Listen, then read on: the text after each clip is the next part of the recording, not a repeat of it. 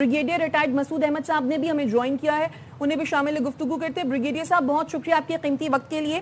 आपसे थोड़ी देर कबल लेफ्टिनेंट जनरल अहमद शरीफ चौधरी साहब ने एक अहम न्यूज़ कॉन्फ्रेंस की, बलोचिस्तान के मामले पर उन्होंने बात की, फिर उन्होंने गवर्नेंस के मामले पर भी बात की, और इसके साथ साथ जो नए सूबे हैं इनके बारे में भी उन्होंने बात की, और उन्होंने ये कहा कि नए सूबों का जो फैसला है वो अवामी उमंगों के मुताबिक होगा।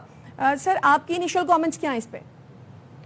जी हाँ, देखिए, उन्होंने बड़े वाज़ेह तौर पे कहा कि बेसिकली इट इज़ दी अवाम ने फैसला करना है, और इसके बाद जो पॉलिटिशियन है, जो नेशनल असेंबली में बैठे हैं या सेनेट में बैठे हैं, जो पॉलिटिकल पार्टीज है, वो उन्होंने फैसला करना है in the best interest of the country.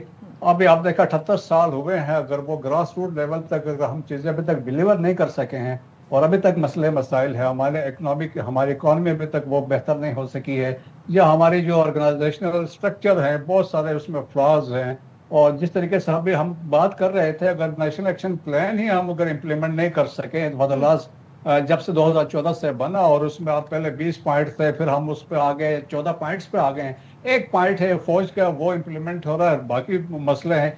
Even हम मदारिस को देखकर रजिस्टर नहीं कर सके, अभी तक उसमें मसले आ रहे हैं। So therefore grass root level तक जाने के लिए ज़रूरत है।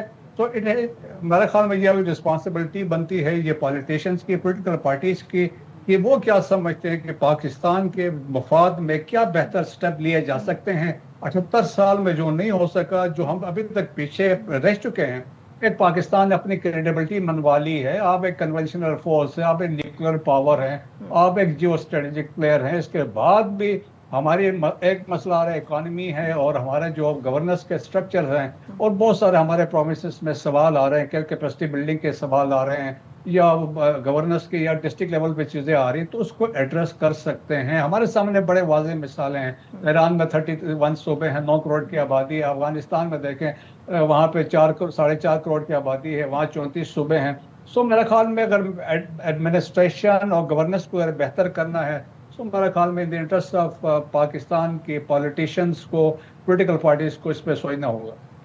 ठीक, ब्रिगेडियर साहब साथ ही रहिए। जनरल साहब भी हमारे साथ मौजूद हैं। जनरल साहब, जिस तरीके से भी हम ब्रिगेडियर साहब से भी बात कर रहे थे, DGISPR ने भी इस हवाले से गुफ्तगू की, और उन्होंने यही सिक्योरिटी के लिए गुड गवर्नेंस का होना बहुत ज़रूरी है, और गुड गवर्नेंस के लिए अगर तो ज़रूरी है नए सूबों का फैसला, तो वो यकीनन अवामी उमंगों के मुताबिक होना चाहिए।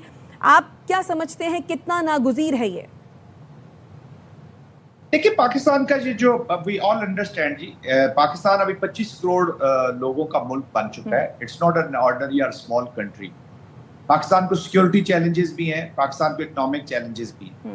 आज तक हम उसी जो हैवी स्ट्रक्चर है और जो एक जो इंतजामी ढांचा बना है, वो इतना हैवी है कि उसका वो बोझ ही नहीं उठा पा रहा पाकिस्तान को आगे लेकर जाने का। और देयर आर सीरियस चैलेंजेस, और ये मुल्क भी हमारा है, आइन भी हमारा है, सूबे भी हमारे हैं, लोग भी हमारे हैं।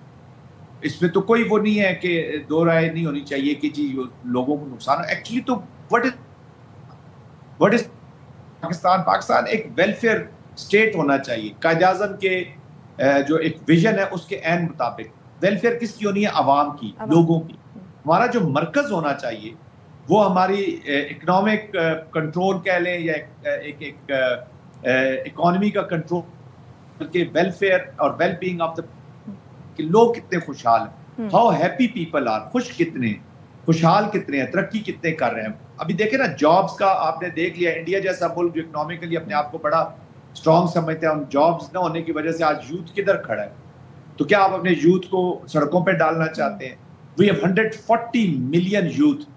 ये भी हो सकते हैं अगर आप ऑर्गेनाइज अपने आप को ठीक करेंगे, ये बेहतर भी हो सकते हैं। और अगर आप इनके असल चीज़ है, ये टेस्ट है पाकिस्तान की पॉलिसी का, कि हम इस यूथ के बारे में पॉलिसी बनाते क्या पॉलिसी है। तो this is what it is. तो जितनी भी इनसिक्योरिटीज और इनस्टेबिलिटीज है, ये बैटलफील्ड में पैदा इतनी नहीं होती जितनी ये कॉरिडोर्स ऑफ बैड गवर्नेंस में पैदा होती है। तो we need to address that. उस स्ट्रक्चर को हमने ठीक नहीं किया, तो आप देखिएगा कि अगले 5-10 साल में हम कोलैप्स की तरफ भी जा सकते हैं। This is a serious existential threat to Pakistan के आपने अपनी गवर्नेंस ठीक करिए, किसी की ताकत या पावर नहीं। और फिर जो सियासतदान है, इनको तो और कंफर्टेबल होना चाहिए कि छोटे यूनिट्स होंगे, they will administer well, they will do their politics well. अभी लेट्स से कि 2-4 MNAs MPs बहुत अच्छा परफॉर्म करते हैं अपने हलकों में, लेकिन कहीं और इग्नोर हो जाते हैं अगर वो, تو یا صوبے کے کوئی اور ریجن اگنور ہو جاتے ہیں, وہ پورا impression of the government is bad, accountability بھی نہیں ہو سکتی. تو I think performance based politics ہونی چاہیے, پرفارمنس کمپیریزن ہونا چاہیے, کون کیسے جا رہا ہے, کس سے کر رہا ہے, تو ایک ڈیموکریسی بھی ہماری خوبصورت ہوگی, کمپٹیشن بڑھے گا, بجائے اس کے کہ ہم بیڈ گورننس, پور گورننس, کرپشن کی طرف چلے جائیں. کرپشن پہ اندر روک کا آنا بڑا ضروری ہے. تو آئی تھنک اس اسٹرکچر کو, یہ ابھی فرسودہ ہو چکا ہے, لوگ یقیناً اس کے اسکٹلرز بھی, پالیٹکس بھی اس کو روکنے کی کوشش کرے گی جو بینیفیشریز ہیں. عام پولیٹیشین یا ایک وہ پولیٹیشین جو اپنے ریجن کو, اپنے ایریے کو ترقی کی طرف لے جانا چاہتا ہے, وہ اس سے خوش ہوگا.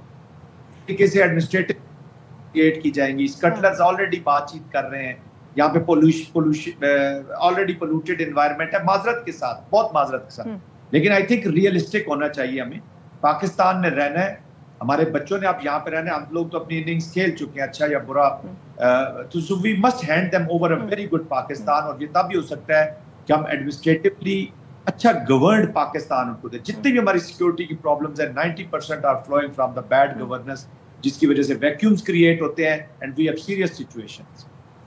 ٹھیک ہے جنرل صاحب ساتھ ہی رہیے. اچھا بریگیڈیئر صاحب, coming towards Azad Kashmir issue as D G I S P R said, میں کوٹ کر دیتی ہوں, پھر آپ میں چاہوں گی اس پہ کامنٹ کر دیجیے. جس طرح سے انہوں نے کہا کہ آزاد کشمیر میں جو کچھ ہوا حقوق کے نام پر گیم چلائی گئی, لیکن اس کے جو مقاصد تھے وہ کچھ اور تھے, اور جو مقاصد تھے وہ اب سامنے بھی آ چکے ہیں, اور ریاست کو بھی اندازہ تھا کہ ان کے پیچھے کچھ اور ہے. معاملہ صرف 12 نشستوں کا ایجنڈا نہیں تھا بلکہ کچھ اور تھا.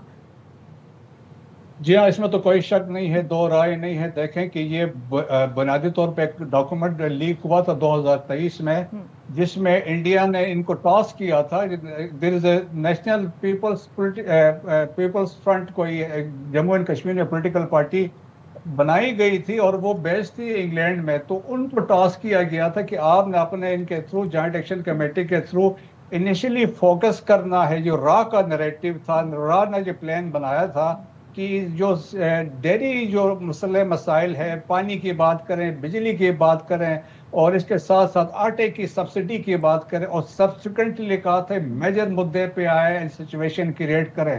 اور یہ 4 کے جو ٹولہ تھا, دیکھیں بالکل اسی انسٹرکشنز پہ چلا, اور آزاد جموں اینڈ کشمیر میں انہوں نے سچویشن کریٹ کی, ایک ہوسٹیج لائک سچویشن کریٹ کی. آپ یہ دیکھیں جو ڈیمانڈ کر رہے تھے کہ 12 سیٹیں نہیں ہونی چاہیے, تو 12 سیٹیں 1974 میں جو آزاد جموں اینڈ کشمیر کا جو انٹرم آئین ہے اس کے تحت یہ کریٹ کی گئی تھی. اور اس کو اگر آپ نے ریجیکٹ کرنا ہے, ختم کرنا ہے, یو نیڈ 2/3 میجارٹی, آپ الیکشن لڑیں, آ جائیں, اس کو ختم کرائیں. لیکن ان کے مقاصد اور تھے. وہ 5 چاہتے تھے کہ وہاں پہ کیجولیٹیز ہو, ڈیڈ باڈیز ہو, اور جس طرح کہ انہوں نے آج جیسے D G S P R نے بتایا کہ ایک زندہ انسپیکٹر کی انہوں نے آنتڑیاں باہر نکالی تھی. دیٹ واز دی ہیٹریٹ تھا جو سچویشن کریٹ کرنا چاہ رہے تھے. اب جو یہ کشمیر میں لوگ کر رہے ہیں, آپ کیا ان کو کمپیئر کر سکتی ہیں شبیر احمد شاہ کے ساتھ, یاسین ملک کے ساتھ, نصرت عالم بٹ کے ساتھ, اور اس کے بعد سعید علی گیلانی آخری دم تک پاکستان کا نعرہ لگا کے انتقال کر گئے ہیں.